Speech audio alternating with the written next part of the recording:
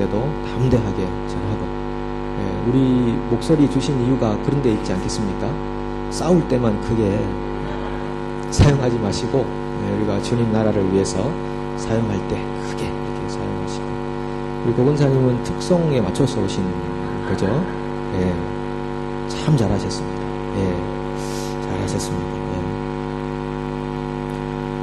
오늘 우리 에스라 3장 8절부터 13절 함께 읽겠습니다.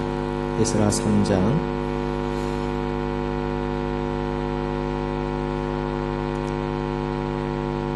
에스라 3장 8절부터 13절 말씀 한 절씩 교독하시면서 봉독하시겠습니다. 예루살렘에 있는 하나님의 성전에 이른 지 2년 둘째 달에 스알디엘의 아들 스룹바벨과 요사닥의 아들 예수아와 다른 형제 제사장들과 레위 사람들과 무릇 사로잡혔다가 예루살렘에 돌아온 자들이 공사를 시작하고 20세 이상의 레위 사람들을 세워 여호와의 성전 공사를 감독하게 하매,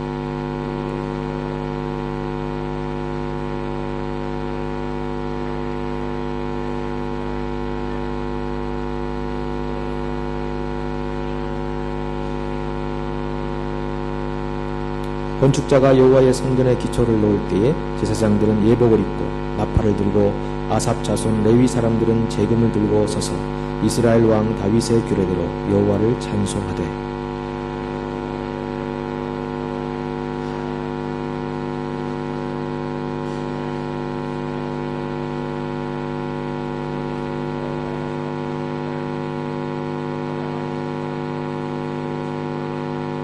제사장들과 레위 사람들과 나이 많은 족장들은 첫 성전을 보았으므로 이제 이 성전의 기초가 놓임을 보고 대성통곡하였으나 여러 사람은 기쁨으로 크게 함성을 지르니 백성이 크게 외치는 소리가 멀리 들리므로 즐거이 부르는 소리와 통곡하는 소리를 백성들이 분간하지 못하였더라. 아멘. 바벨론 느부갓네살 왕에 의해서 처절하게 짓밟혀 버렸던 성전 앞에서 도로에서 돌아온 백성들이 함께 섰습니다. 사로잡혀 간지 최소한 50년 이상이 지난 세월의 그런 흐름 속에서 그들이 다시 무너져버린 성전 앞에 섰습니다. 그리고 성전 공사를 다시 이제 시작할 즈음에 에스라가 이렇게 표현합니다. 8절에 보시면 중간쯤에 무릇 사로잡혔다가 예루살렘에 돌아온 자들이 공사를 시작하고, 이 부분이 저는 이 말씀 본문을 읽을 때 크게 이렇게 클로즈업 되어서 다가오더라고요. 무릇 사로잡혔다가 예루살렘에 돌아온 자들이 공사를 시작하고, 그 땅에 남아있었던 백성이 성전을 새로 세운 게 아니라 사로잡혀 갔다가 다시 돌아온 백성들이 공사를 시작했다. 이 사로잡힘이라는 것은 그들에게 약이 됐다, 이 말입니다. 원래 하나님께서 예레미야 선지자를 통해서 유다 백성들에게 계속 선포한 말씀이 있죠. 바벨론에게 항복해라. 이게 내 뜻이다. 계속 하나님이 선포한 말씀이 있었는데, 유다의 왕과 고관 대신들이 그것을 거부하고 또 항전하다가 비참한 말로를 맞이하게 됐습니다. 하나님이 징계하기로 결정했을 때는 그 징계를 받아들이고 하나님의 뜻에 순종을 해야 되는데, 그 당시 지도자들이 아니다, 우리가 이집트를 붙잡자, 정치적인 이 머리로만, 이성적인 판단으로만 생각을 해서 결국은 처절하게 하나님의 징계를 받고 무너진 성전을 그들이 볼 수밖에 없었습니다. 이제 여러분 생각해 보십시오. 이스라엘 백성들의 삶 안에 두 번의 엑소더스가 있었습니다. 그죠? 이 엑소더스는 출애굽기를 영어로 표현할 때 엑소더스라고 표현하잖아요. 이 엑소더스는 원래 뜻이 나오다, 떠나다, 그런 의미입니다. 근데 이스라엘 백성들에게는 두 번의 엑소더스가 있는데, 첫 번째 엑소더스는 이집트에서 나온 것이고, 두 번째 엑소더스는 바벨론에서, 이제 페르시아로 바뀐 그 나라에서 엑소더스를 하고 나오는 겁니다. 이스라엘은 선민 아닙니까? 하나님이 택한 백성, 하나님이 사랑하는 백성이죠. 그런데 왜 이런 이집트에서의 노예 생활과 바벨론에서의 포로 생활이 이 하나님의 백성 앞에 있어야 하는가? 정말 아이러니한 일이 아닐 수 없습니다. 일단 먼저 우리 신명기 말씀 한번 찾아보죠. 신명기 7장 6절로 7절 말씀 한번 함께 찾아서 읽겠습니다. 신명기 7장 6절과 7절 함께 한 목소리로 봉독하시겠습니다. 너는 여호와 내 하나님의 성민이라. 내 하나님 여호와께서 지상 만민 중에서 너를 자기 기업의 백성으로 택하셨나니 여호와께서 너희를 기뻐하시고 너희를 택하심은 너희가 다른 민족보다 수요가 많기 때문이 아니니라. 너희는 오히려 모든 민족 중에 가장 적으니라. 하나님께서 이스라엘 백성들이 가장 적은 민족이기 때문에 내가 너희를 택했다. 너희는 성민이다. 거룩한 백성이다.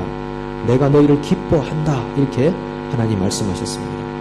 하나님이 기뻐한다 라고 하시고 사랑한다, 택했다 라고 하시는데 그들은 이집트의 노예가 되었고 바빌론의 포로가 되었습니다. 하나님이 참 힘이 역부족이신가? 아니면 하나님이 하신 약속을 잊어버리셨는가 생각해 보게 되는 거죠. 하지만 이 두 번의 사로잡힘이라고 하는 것은 모두 다 하나님이 자기 백성을 약속의 자녀로 만들기 위해 최선을 다하셨던 작품이었습니다. 생각해 보십시오. 사로잡혀가는 것이, 노예되는 것이 하나님의 작품이라면 누가 선뜻 하나님 백성 하겠다고 손들겠습니까? 나 하나님 백성 할래요. 이런 분들이 계시겠냐는 거죠. 사실 여러분, 첫 번째 이집트의 노예가 된 것은 이스라엘의 잘못 때문이 아니었습니다. 정치적인 상황의 변화 때문에 이 유대 민족이, 이스라엘 민족이 커가는 것을 이집트가 막기 위해서 노예로 전락시키는 그런 정치적 상황의 변화로 되어진 것이고, 두 번째 바벨론의 포로로 끌려간 것은 이스라엘의 잘못과 실수 그리고 죄 때문에 그렇게 징계를 받아서 간 겁니다. 그러면 잘못한 것 없이 노예되고요. 잘못한 것 없이 노예되고 잘못해도 포로 되는 운명. 그게 이스라엘 백성이라는 운명이라는 것입니다. 피할 구석이 없다라고 하는 겁니다. 잘못한 것 없이 왜 이스라엘 백성, 하나님의 선민들에게 이런 포로됨과 갇힘과 노예의 현상이 나타나는가? 우리 몇 구절 제가 한번 읽어보겠습니다. 이사야 45장 7절. 나는 빛도 짓고 어둠도 창조하며 나는 평안도 짓고 환난도 창조하나니 나는 여호와라. 이 모든 일을 행하는 자니라 하였노라. 하나님은요, 어둠도 창조하신대요. 그리고 환난도 만드신답니다. 자기 백성에게 어둠이 필요하면 어둠도 주시고 환난이 필요하면 환난도 주신다는 겁니다.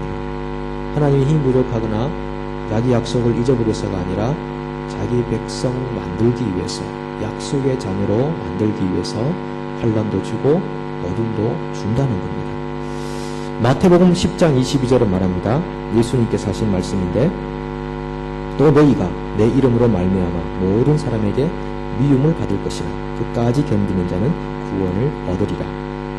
예수의 제자들은 당연히 미움받게 되어 있다라는 겁니다. 세상에서 왜 우리가 고난을 당하는가, 슬픔을 당하는가, 너무 당연하다는 겁니다. 너희가 내 이름 때문에 미움받게 될 것이다. 우리가 예수의 제자라면은 당연히 세상으로부터 미움받아야 마땅한 것입니다. 요한복음 16장 33절. 이것을 너희에게 이르는 것은 너희로 내 안에서 평안을 누리게 하려 함이라. 세상에서는 너희가 환난을 당하나 담대하라. 내가 세상을 이기었노라. 세상에서는 너희가 환난을 당하나, 이게 너무나 당연하게 당할지도 몰라 라는 막연한 기대가 아니라 확실한 겁니다. 세상에서는 너희가 환난을 당하나 담대하라. 내가 세상을 이기었노라. 그러면은 특별히 잘못한 것 없이도 우리는 환난과 고난을 당하게 되어 있다는 겁니다. 그리스도인들은. 누가 여러분 그리스도인들 되면은 모든 게 다 잘 되고 모든 게 다 평안하다고 이렇게 말합니다. 정말 위험천만한 그런 일이죠. 그러나 고난이 와도 평안할 수 있는 능력은 있습니다. 그렇지만 고난도 없고 뭐 어떤 어려운 환경에 처하지 않을 것이며 항상 건강할 것이며 모든 사업이 번창할 것이며 누가 그렇게 얘기하는 것입니까? 그리스도 예수 안에 있는 예수의 제자들도 세상으로부터 환난을 당하고 미움을 당연히 받게 되어 있는 겁니다. 이건 이제 잘못하지 않고도 받는 그런 고난의 모습이고, 그 다음에 바벨론의 포로로 끌려간 것은 잘못해서 간 거 아닙니까? 이 다음 구절들은 잘못해서 받는 고난에 대한 이야기 두 구절만 읽어봅니다. 시편 119편 67절 고난당하기 전에는 내가 그릇 행하였더니 이제는 주의 말씀을 지키나이다. 고난당하기 전에는요, 내가 잘못 행했어요. 근데 고난 받고 나니 이제 제대로 살아야 되겠다. 정신이 번쩍 든다 이 말이죠. 그건 자기가 잘못해서 받는 고난인 것입니다. 71절에도 고난당한 것이 내게 유익이라 이로 말미암아 내가 주의 율례를 배우게 되었나이다. 고난받고 나니까 이제 드디어 하나님의 말씀이 자기 속에 다가오는 겁니다. 아, 이게 하나님의 법칙이구나. 이렇게 살아야 되는 거구나. 이걸 몰랐다. 고난받고 보니 이제야 드디어 알게 되었다. 그런 고백이 되는 거죠. 자, 그럼 여러분 여기까지 들으셨으니까 이제 여러분들이 선택을 해야 될 상황에 왔습니다. 자, 잘해도 고난받고 잘못해도 고난받는 게 그리스도인들의 삶입니다. 어떻게 하실래요? 잘해서 고난받으실래요? 아니면 잘못해서 고난받으실래요? 둘 중에 하나만 선택하시고 다른 답은 없어요. 잘해서 고난받으실래요? 잘못해서 고난받으실래요? 잘해서 고난받으실래요? 그게 싫죠? 그럼 잘못해서 고난받으실래요? 이왕 뭐 고난받을 바에 그냥 뭐 잘못 한번 하고 받지 뭐 이러고 싶으시죠? 근데 잘해서 받는 고난하고 잘못해서 받는 고난은 질적으로 차이가 많은 겁니다. 많은 겁니다. 이거 받아보신 분은 압니다. 잘못해서 고난 받아보신 분은 압니다. 베드로전서 2장 19절 20절 이건 찾아봐야 되죠. 베드로전서 2장 19절 20절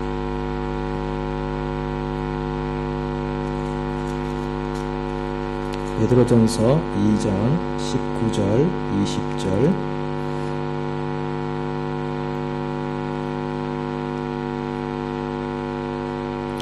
같이 한번 봉독하시겠습니다. 부당하게 고난을 받아도 하나님을 생각함으로 슬픔을 참으면 이는 아름다우나 죄가 있어 매를 맞고 참으면 무슨 칭찬이 있으리요. 그러나 선을 행함으로 고난을 받고 참으면 이는 하나님 앞에 아름다우니라. 아멘. 여기 두 가지 고난이 있잖아요. 부당하게 고난을 받는 것, 애매하게 고난을 받는 거죠. 그리고 20절은 죄가 있어 매를 맞는 것.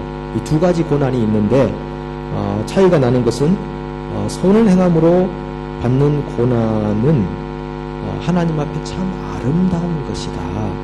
정말 아름답고 거룩하고 향기 나는 그런 고난이 선을 행함으로 받는 고난이고, 죄를 행해서 받는 고난이야 뭐가 아름답겠습니까? 그냥 징계를 받는 그 삶의 현장에 있는 거죠. 그러나 그것도 징계를 잘 감수하고 나면 하나님이 또 유익을 주시는 겁니다. 고난 뒤에 하나님이 비 온 뒤에 땅을 정말 공기를 맑게 하고 땅을 촉촉하게 하듯이 고난 뒤에 우리 영혼을 정화시키고 또 더욱 든든하게 세워주시는 것을 보는 것입니다. 그러면 여러분, 이 고난을 받는 거, 사로잡히는 거, 어디에 갇히는 거, 누군가에 묶여 있다는 거, 이런 것들이 다 하나님 백성들에게는 자동적으로 일어나고 있는 성장통과 같은 겁니다. 그러니까 우리 살다 보면 그런 거 많잖아요. 내가 왜 이렇게 갇혀 살아야 되지? 내가 왜 이렇게 힘들게 어렵게 누구에게 매여 살아야 되지? 왜 이렇게 포로된 것 같이 살아야 되지? 이 아름다운 자연 뉴질랜드 땅에서 왜 이렇게 내가 이런 애매한 삶을 살아야 되는가 고민할 때가 참 많거든요. 우리는 분명히 자유인인데 자유를 다 사용하지 못할 때가 얼마나 많이 있습니까? 하고 싶은 대로 다 못할 때가 얼마나 많이 있습니까? 그런 아픔과 고난을 우리가 당하면서 경험하는 것은 하나님이 이걸 통해 나를 나를 성장시켜 주는구나, 나를 자라게 하시는구나, 내 영혼을 정화시켜 주시는구나, 그런 것들을 경험하게 되는 겁니다. 자, 이제 다시 한번 여러분들에게 선택할 기회를 드리겠습니다. 순종하며 살아도 고난이 오고, 순종하지 않으면 당연히 고난이 오고, 자, 이런 하나님을 여러분 계속 믿고 따르시겠습니까? 아니면 그냥 안 믿고 교회 생활만 하시겠습니까? 그러니까 하나님하고 특별히 관계를 안 맺으면 고난이 적습니다. 고난이 적어요. 그러니까 지금 결정하시면 됩니다. 그냥 교회만 다니겠다. 교회 생활하면서 사람들하고 교제하고 친교의 범위를 넓히고 또 확장을 하고 이것만 하겠다. 나는 하나님, 정말 그런 하나님은 싫다. 두 번째고, 세 번째는 아예 이참에 교회를 그냥 떠나겠다. 이렇게 세 가지, 오늘은 한 가지 더 드립니다. 아유, 저 마음이 아주 고운데. 첫 번째는 그런 하나님이라고 내가 정말 믿고 따른다. 순종에도 고난의 길이 있고 불순종에도 고난의 길이 있던데 좋다, 그냥 따르겠다, 그거 하고, 두 번째는 그냥 교회 생활만 하겠다. 깊숙이 들어가진 않겠다. 너무 복잡하다. 두 번째, 세 번째는 이참에 교회를 떠나겠다. 속세로 가겠다. 뭐 이런 세 가지. 손은 들라고는 하지 않겠습니다. 왜냐하면 뒷일이 또 어떻게 감당이 될지 모르고 여러분도 또 앞으로 살아가셔야 되는데 주변에 눈이 좀 두렵습니다. 우리 삶 속에 불시험이 오는 거요, 굉장히 당연한 겁니다. 베드로 사도가 그렇게 말하지 않습니까? 지금 기독교의 모습은 신약시대 성경이 기록될 당시의 시대와 많이 이렇게 좀 동떨어져 있는 것 같은 그런 느낌이 드는 거죠. 그 당시 기독교는 정말 이 죽음의 위협 앞에서 이 로마의 커다란 권세 아래서 정말 오늘 죽을 거냐 내일 살 거냐 그게 결정해야 될 그런 상황에서 이 하나님 말씀이 기록되고 성경이 기록되는 그런 순간이었고, 그리고 정말 믿음대로 살까 말까, 살면은 고난이고 그냥 아예 타협하면은 평안이 있는데, 그런 아주 절박한 그 위기의 순간, 결정해야 될 순간에 살았던 성도들인데, 지금은 특히 뉴질랜드는요 그런 거 없거든요. 그런 거 없으니까 교회 안에도 참 불신자들이 많다 생각도 많이 요즘 드는데, 믿음이 없다 이런 생각을 많이 하는 겁니다. 정말 우리 앞에 정말 죽음이라고 하는 위협이 왔을 때, 정말 그때도 여러분, 우리가 만약에 신사참배를 해야 되는 상황이 발생했다 생각해 보십시오. 아니면 이렇게 해볼까요? 우리가 이제 북한에 한번 가려고, 자, 시민권 있는 분들 기도를 준비하고 북한에 한번 들어갑시다 해가지고 이제 북한에 갔어요. 저도 가고 이제 한 15명 이렇게 같이 들어갔다. 들어가가지고 이제 오리엔테이션을 다 받고 북한에 가면은 조심하십시오. 복음 전하면 안 됩니다.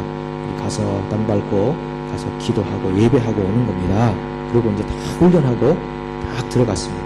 들어갔는데 그 관광 가이드 하는 분이 와가지고 쭉 하면서 이제 김일성, 김정일 동상이 앞에 딱 서가지고, 자, 여기서 고개 숙여서 절하시라우 이렇게 딱 여러분들한테 요구를 딱 했을 때 여러분 어떻게 하시겠습니까?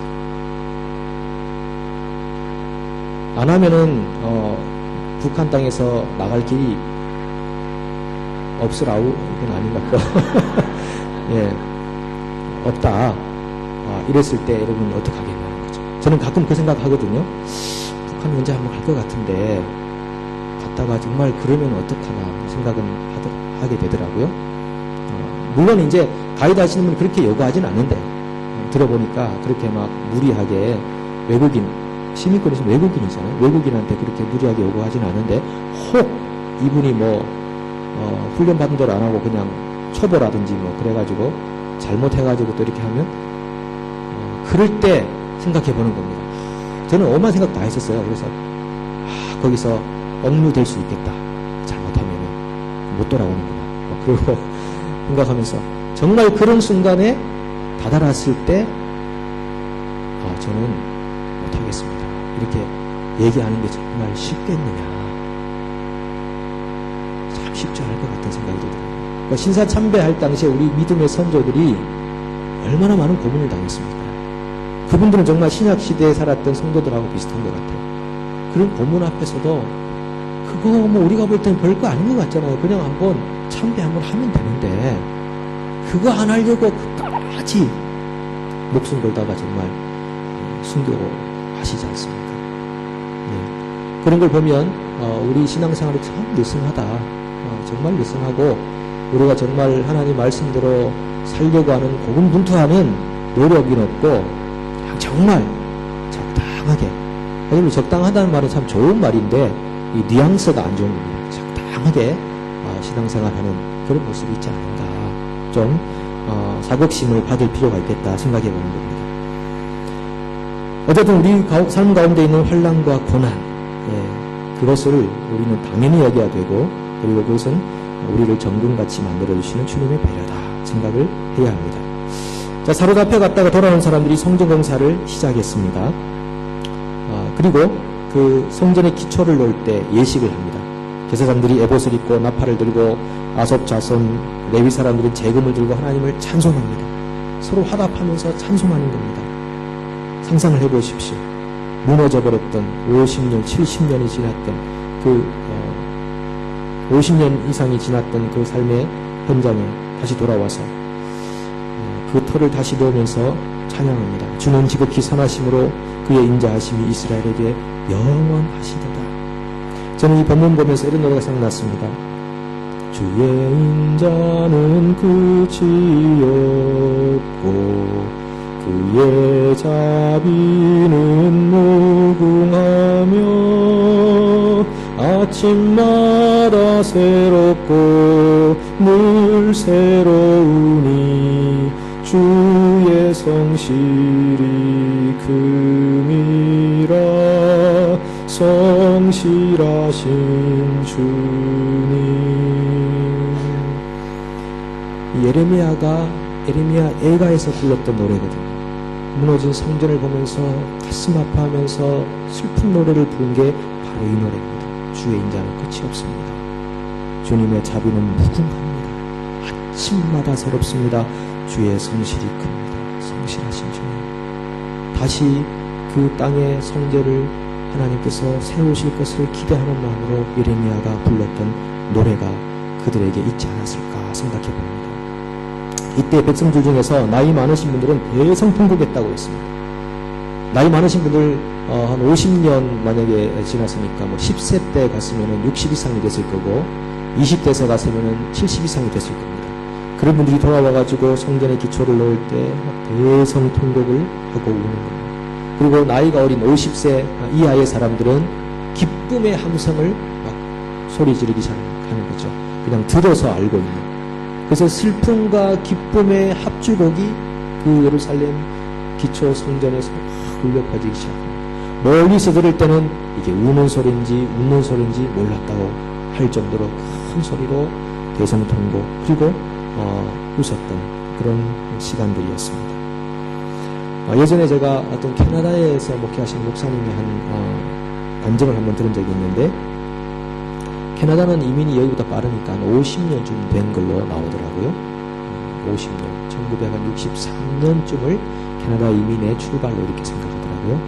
그러면 50년 됐으니까 이 캐나다 이민 가신 분들이 이 그간에 또 처음에 우리도 마찬가지지만 이민 와서 개척을 하고 크리스찬들이 가서 모이면 또 예배당을 찾아야 되니까 함께 모여서 예배를 드리기 위해서 예배당을 찾는데 참 어려운 거죠. 예배당 찾기도 어렵고 또 예배당을 찾아서 예배 드리는데 서름도 많이 당하고 색방살이 하면서 또 우리나라 음식 잘 못 먹고 그렇게 하다가 이분들이 이제 교회 건물을 예배당 건물 하나 딱 샀습니다. 사가지고 마련해놓고 이제 한참 이제 하나님께 감사하고 예배를 드리다가 그 주변에 캄보디아 사람들이 많이 살았는데 캄보디아 사람들이 예배할 곳이 없어서 예배당을 찾다가 이 목사님 목회하는 교회 예배당을 빌리러 온 겁니다. 그래가지고 이민자인 교회에서 또 다른 이민자인 교회의 예배당을 빌려주는 교회가 된 것입니다. 그러면서 이제 예배당 바깥에다가 편말을 이 캄보디아 교회 예배 시간하고 편말을 박으면서 장로님들이 목사님과 함께 그곳에서 울었다는 이야기를 하시더라고요. 우리도 이제 다른 민족에게 예배당을 빌려줄 수 있는 그런 교회가 되었다. 그러면서 함께 울었다는 얘기를 목사님 말씀을 통해 들은 적이 있습니다. 하나님의 은혜가 얼마나 크냐라는 것이죠. 여러분, 우리가 이 망갈의 지역에 올 때 우리만 모이는 교회 되자고 왔습니까? 그러면 이쪽으로 올 필요가 없었어요. 잘못 온 겁니다. 제가 생각할 때는. 저는 2002년도에 주님에게 왔으니까 왕 이든에서 3년 있고, 그 다음에 여기 2005년도 2월 말에 입당 예배 드릴 때 이제 같이 와서 지금 10년을 우리가 지나고 있는 거 아닙니까? 13년을 같이 교회랑 있으면서 생각해 보는 건데, 한인교회로 있으려면 여기 있으면 안 됩니다. 물목이 좋은 데로 가야 돼요. 여기 저기 그린레인이나 저 노쇼 교회죠. 우리가 한인들만 여기 모이기 위해서 왔다고 생각하면요, 저는 하나님이 특별히 이곳에 우리를 옮기신 이유가 그건 아니다 생각을 해보는 겁니다. 우리 교육자들 한 번씩 그런 얘기 하더라고요. 우리 교회는 마치 선교하러 오는 교회 같습니다. 그러니까 교회에서 주택이 다들 좀 멀리 떨어져 있으니까 정말 선교하기 위해 여기로 모이는 그런 교회 같습니다. 그러면 우리 교회마다 다 특성이 있는 겁니다. 그죠? 교회마다 특성이 있다면 하나님이 그 교회에 주신 사명이 있다고 생각하는 겁니다. 여러분, 저와 여러분들은요, 저는 여러분보다 조금 나이가 더 젊고 피부도 탱탱합니다만은 우리가 우리의 생각을 우리 세대에 고정시키면 안 됩니다. 우리는 곧 떠날 사람들이죠. 그죠?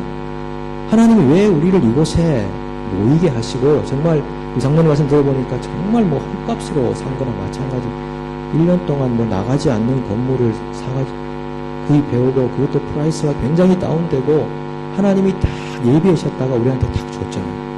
그러면 이제 우리는 신나가지고 좋습니다 하고 우리끼리만 이렇게 있어서 되겠냐라는 겁니다.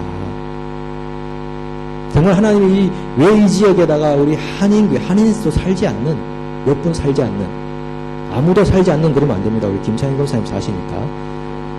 몇 분 살지 않는 이곳에 왜 우리를 이곳에다가 옮겨 놓으셨냐? 이건 우연이 아니다 생각해 보는 겁니다. 그러면 하나님이 특별한 계획이 있어서 우리를 이곳으로 부르셨고, 부족하나마 저 같은 사람을 여기에 세우셨고, 그리고 우리 교우들이 함께 이곳에 모이게 하시면서 우리에게 새로운 비전과 꿈을 주시는 것이 아닌가. 왜 우리 이 먼 지역의 청년들이 120명, 130명, 140명 되는 재적이나 되는 청년들이 이곳에 와야 되는가. 우리 정전도사님은 그러잖아요. 이유를 못 찾겠답니다. 저는 저 때문이라고 말할 줄 알았는데 이유를 못 찾겠다고 해서 굉장히 좀 서운했습니다만은 농담이고요. 정말 이유를 못 찾겠다라는 거죠. 하나님이 왜 그렇게 다음 세대들을 우리에게 붙여주시고 우리에게 주시는가? 이게 언제까지 지속되겠습니까? 언제까지 지속되겠습니까, 여러분? 지속 안 될 수 있습니다. 이민교회는 때로 물거품 같다 생각을 해봅니다. 그리고 하나님이 우리에게 무엇인가 특별한 목적을 주셔서 이곳에 우리를 심으셨다.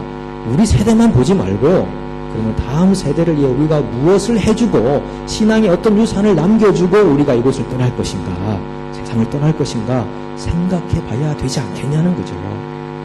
그래서 저는 정말 우리도 그런 날이 올 수 있기를 바랍니다.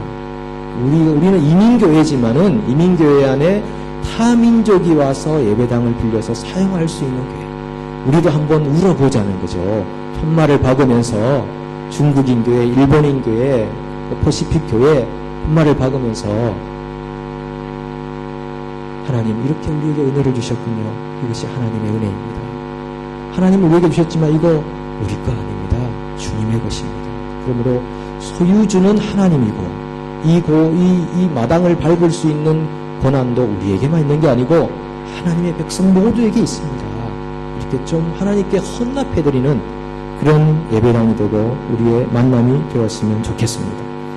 우리 집사님 한 분이 영상을 하나 보내주셨는데 클레이튼 커쇼라고 하는 미국 메이저리그 야구 투수에 관한 영상입니다. 이 사람이 어렸을 때 꿈을 하나 가졌습니다. 나도 메이저리그의 야구 투수가 되고 싶다. 이 꿈은요, 확률로 볼 때 100만 분의 1이랍니다. 100만 분의 1. 그런데 이 아이가 100만 분의 1의 꿈을 성취했어요. 그래서 메이저리그의 야구 투수가 됐습니다. 2011년, 3년 전에는 최고의 투수, 그의 최고 투수에게 수여하는 사이영상을 수상하게 됩니다. 강력한 성장을 합니다.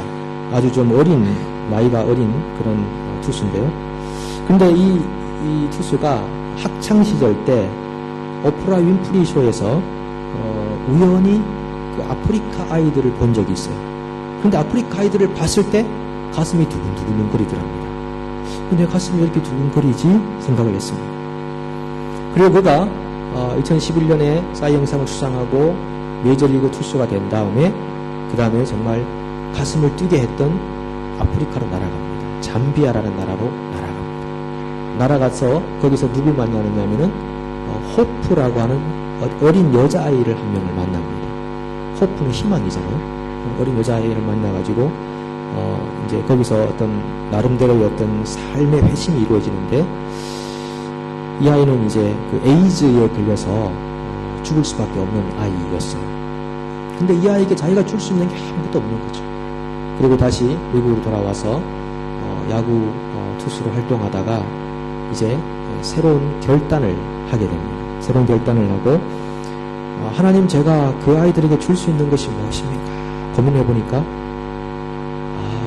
그 아이들에게 줄 수 있는 것은 예수 그리스도의 복음밖에 없구나, 이 생각을 하게 됩니다.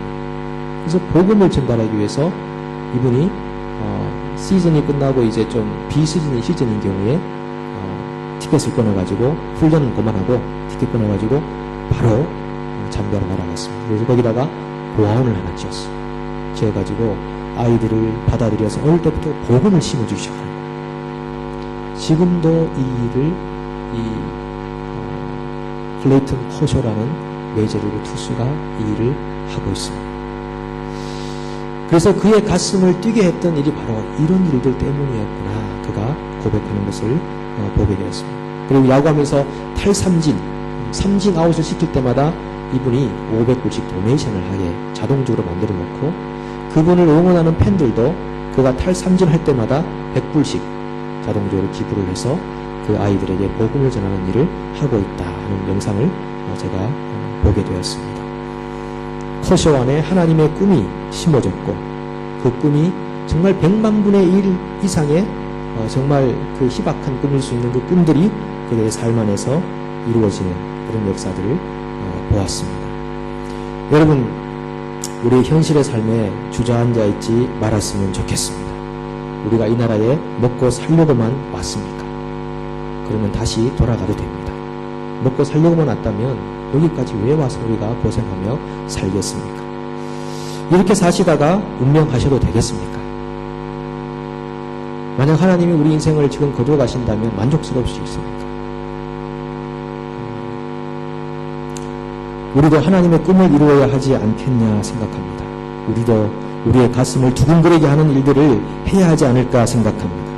한국에서 할 수 없는 일들을 꿈꾸면서 우리도 이곳에 모여야 하지 않을까 생각합니다. 이것도 선택입니다.